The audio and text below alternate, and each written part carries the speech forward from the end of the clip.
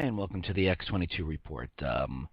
Today is episode number 8, and the title of today's episode is "The Economic Collapse Will Be Much Worse Than We Think." This is part 3 in the series of comparing the Great Depression to the present time so we can analyze the past to predict the future. Just a couple things before I get started. On the site, I changed daily alerts to Sentinel alerts. I decided to do that. So if you see that, it's the same alerts that I've been doing. I have added more information to the timeline, so go check out the timeline. It's under the tab Economic Collapse. So you'll see that, and you'll see the things that I've added there. And let's just get into it. I'm going to start off with the news.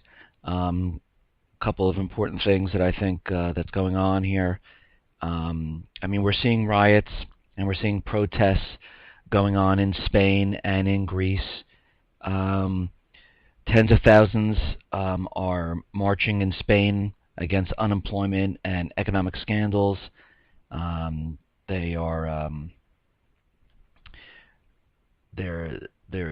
started to protest after the Spain's jobless figures came out and they hit the 5 million mark. And same thing's happening in Greece. I mean, we're seeing this all over the place. 100,000 people fight against harsh cuts in Athens.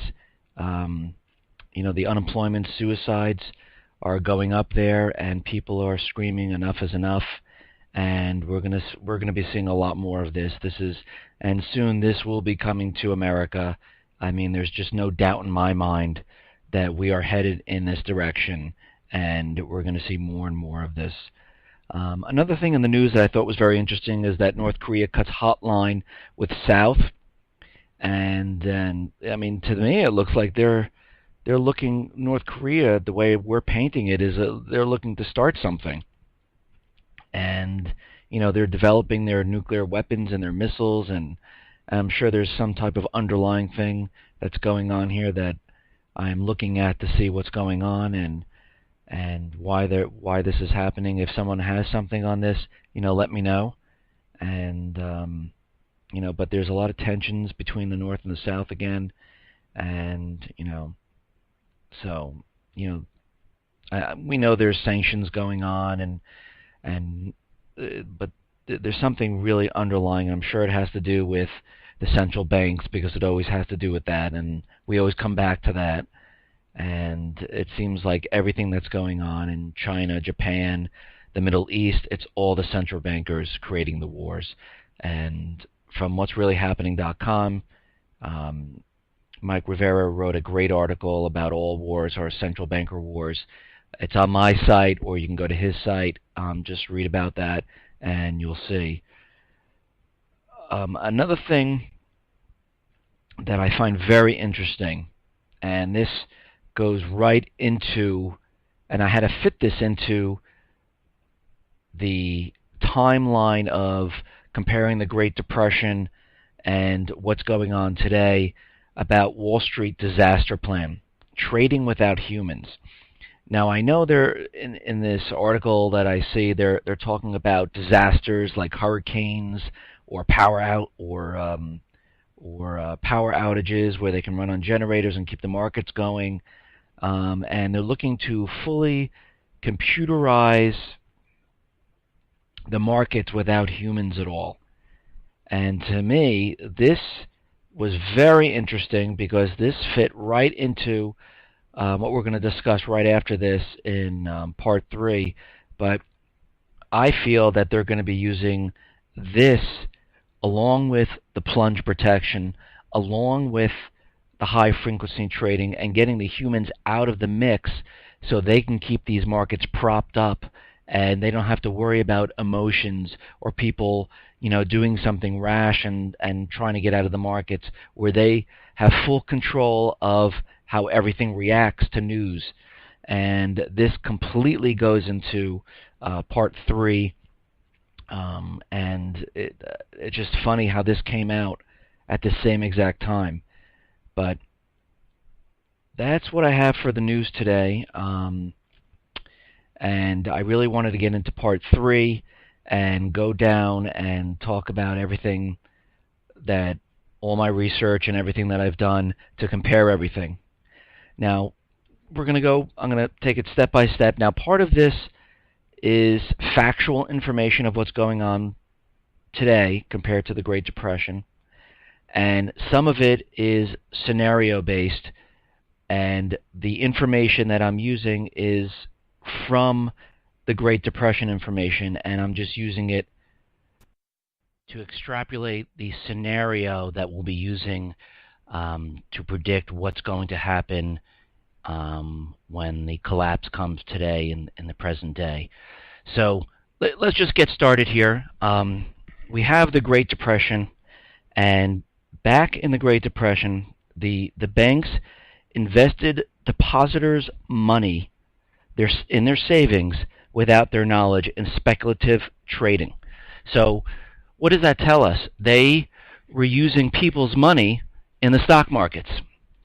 Today, we have kind of the same scenario.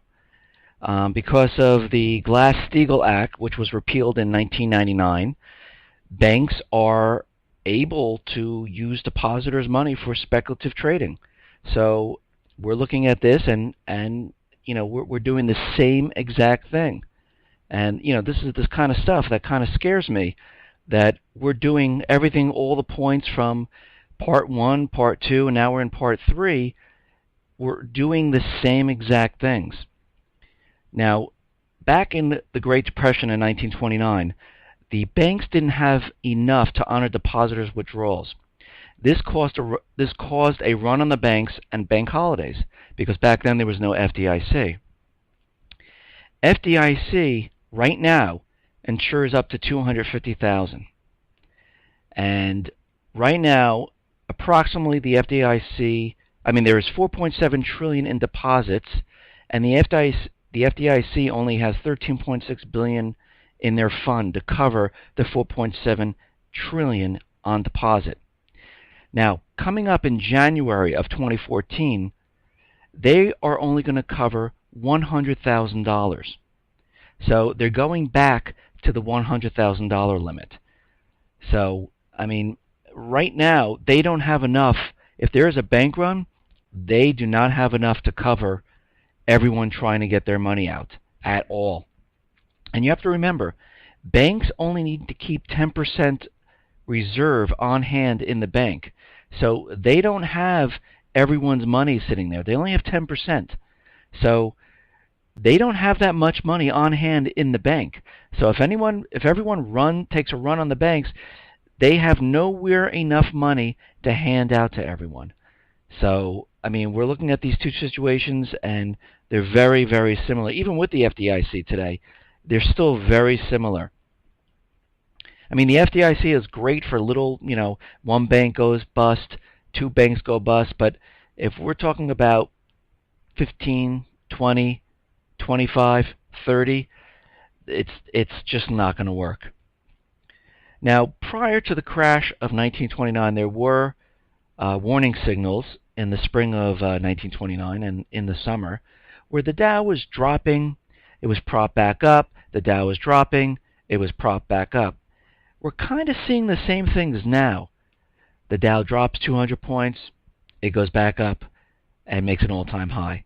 The Dow drops again another 100 points, it goes back up and makes an all-time high. Now, if you compare the charts that are on my site, X22Report.com, you will see in 1929, 2008, and today, the patterns of the stock market graph are identical. Now, I'm not talking about the scale, because, back then the Dow only hit. To hear the rest of this report, visit X22Report.com. To hear the full report, just visit X22Report.com, and you can sign up for the episode alert, and we will alert you when the full report is on the site. If you like what I'm doing, give me some likes, or if you want to make a comment, please let me know. And I appreciate everyone listening, and thank you.